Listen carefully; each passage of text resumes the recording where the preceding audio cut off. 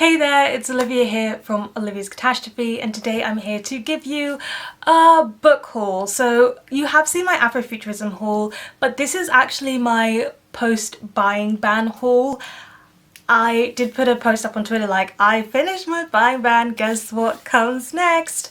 And you would think it was buy all the books, but as you can see in my counted books video, I decided I'm only allowed to buy 2 books a month. However, Hannah from Hannah Reads Too Much also lives in the same country as where I am right now, and she was unhauling a lot of books, and she messaged me saying, do you want some of these books? And I was like, there's a lot of books that are on my TBR that are in this pile, would you like to send them? And she said yes. So Hannah is absolutely amazing, and she has a beautiful Bookstagram account with loads of great pictures. You can see pictures like this one, or pictures like this one, or pictures like all of these if you head over to her account, so please check the link that's down below and go and give her a follow on Instagram.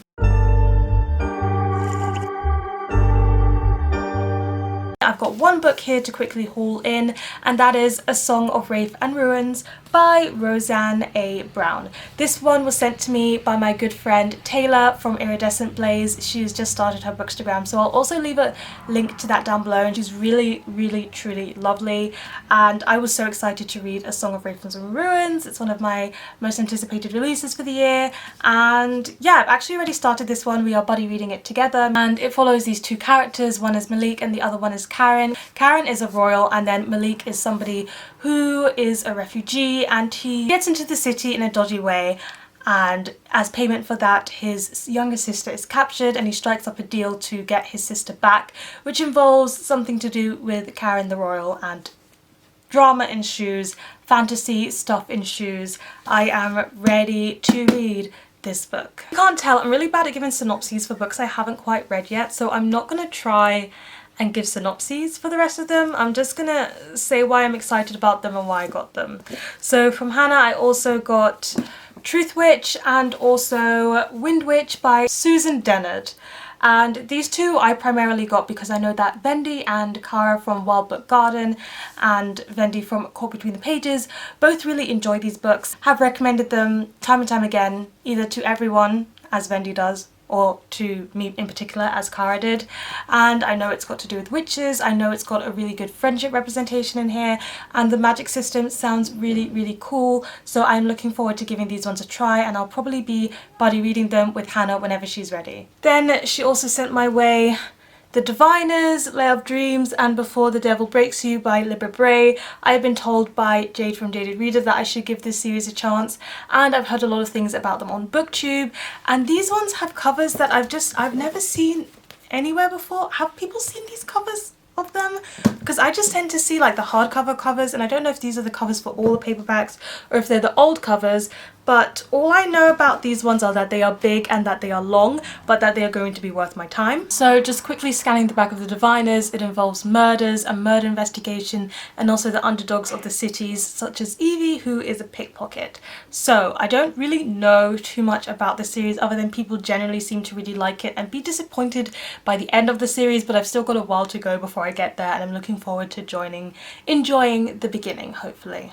Then I have a book I can tell you positively nothing about, and that is Muse of Nightmares by Liani Taylor. I've been told that as I love the Raven cycle, I am going to really enjoy this series. However, I don't have Strange the Dreamer. I've really wanted to get the books with these covers, so I was waiting to buy Strange the Dreamer, and then she was like, I've got Muse of Nightmares that I'm unhauling, and it was in the cover I wanted, so I thought I would just snag it up and then go and get Strange the Dreamer, seeing as it's only 2 books. So I hope that soon in my I can buy 2 books a month, I make the effort to buy Strange the Dreamer and find the cover that I really want. That might take some time because I don't know if they sell it in this series. See, I've done no research into how I can find the cover I want, but with Strange the Dreamer, because I think I'm gonna love it, I'm gonna try and look for the cover that I really want. I don't always do that, but with this one I'm gonna do that. We're gonna break away from the fantasy and get into the romance and the contemporaries I got from Hannah. The first one is The Hating Game by Sally Thorne. I have heard that this is kind of competing for a job that they both want, and they're enemies in that form, and a romance ensues because it's the enemies to lovers trope. I do like rom-com every now and again, and it's something I've heard good things about and it's been recommended, so I'm gonna give it a go. We have A List of Cages by Robin Rowe. This is one that I gifted to Madison from Madison Green, and she really enjoyed this one and the mental health rep in this, and because she enjoyed it so much I put it on my TBR, so now I'm excited to get to it because she really convinced me that it's probably going to be one that I would really enjoy. I think the mental health rep is that Adam has ADHD, and then we've got these two brothers, so there's Adam and then there's a foster brother of his that he hasn't seen in 5 years, and they get reunited, and I think it's about what happens when they're reunited. Then I got some Morgan Matson books. I got Since You've Been Gone and also Save the Date.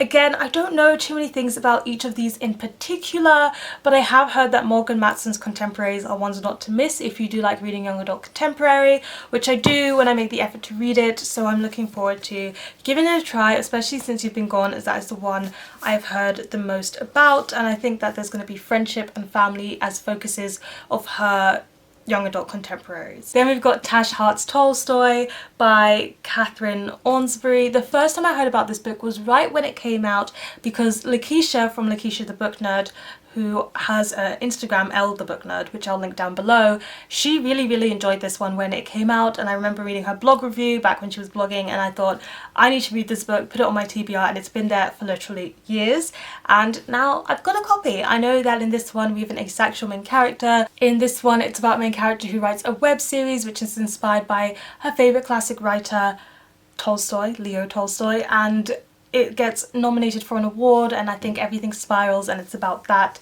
I'm just looking forward to reading it. I think it's going to be a good time. We've got Love, Hate and Other Filters by Samira Ahmed, and this one is about a young girl who dreams of going to New York and falling in love, but when a terrorist attack happens it kind of changes her whole world as she knows it, and also how she experiences the world.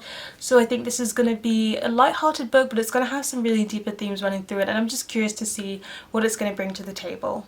Then we have Under Rose-Tainted Skies by Louise Gornall, and this one is about a main character who has agoraphobia, and she's just living within her house because of agoraphobia, and then a boy moves in next door called Luke, and I think it's about a romance that ensues but also how she experiences agoraphobia.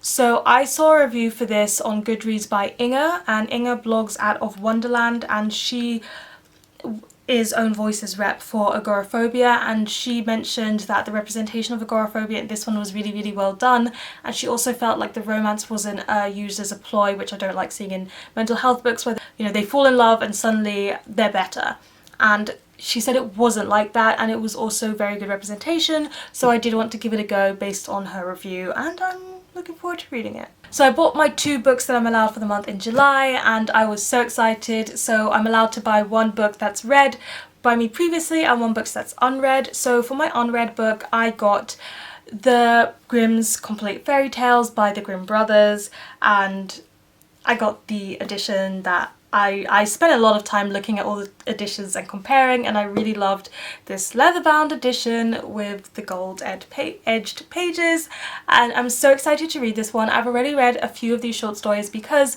last year I took a fairy tale class which was breaking down the fairy tales, and we read fairy tales from Wilde, from the Grimm brothers, from Hans Christian Andersen, and then also from like Charles Perrault and some of the other original fairy tale creators when they wrote them down, because fairy tales were spoken beforehand. But I was so interested in the fairy tales that we were reading, I wanted to keep reading the rest of them, so I decided to get this collection of Grimm's fairy tales and read all the ones that I didn't get to read, which are quite a few. There's quite a lot of fairy tales, and I'm looking forward to just reading a couple here and there and reading my way through this collection. And then for a book that I already read and really wanted to own, I'm so excited about this even though I've read it before, and that is For Real by Alexis Hall. So For Real is a book that I have loved since like ages. I think it was the first Alexis Hall book I've ever read, and I'm such a fan of Alexis Hall. I don't tend to have favourite authors. I tend to say I have favourite books over favourite authors. However, with the new adult genre I have favourite authors over favourite books, and Alexis Hall is one of my favourite authors. For Real is a book that I have reread countless times. I can quote you maybe whole pages, whole lines. I think there was one year where I reread this book every 2 months.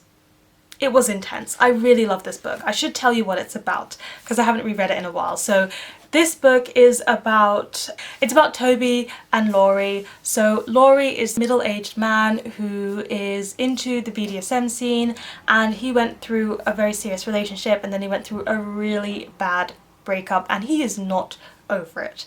Then comes Toby. He's 19 years old. He's into the BDSM scene and he's kind of new to it all, but nobody takes him seriously as a dom because he's 19 years old and everybody on the scene is older than him. Laurie and Toby meet. There is an age gap romance in this. The age gap is quite big, and usually I don't like age gap romances, but Alexis Hall, he does it, and he does it well. Alexis Hall's writing in this one is absolutely amazing. The characters are just so realistic and so real. It's also got lots of common new adult themes, especially with Toby being 19 years old, about the future and where to go in the future and what to do. And it was just everything I need in a new adult romance and more. The steamy scenes are so steamy. As the wise words of the Muses in Hercules, it is so hot, it makes steam look cool, and it's just everything I want in a new adult romance and more. And I think this is my favourite new adult romance of all time. We've got 2 gay characters. I can't wait to read this in physical copy for the first time because I've just been reading my e-copy over and over and over again. And there you have it. Those are all of the new books I have recently received and bought. I can say that for the first time in a long time.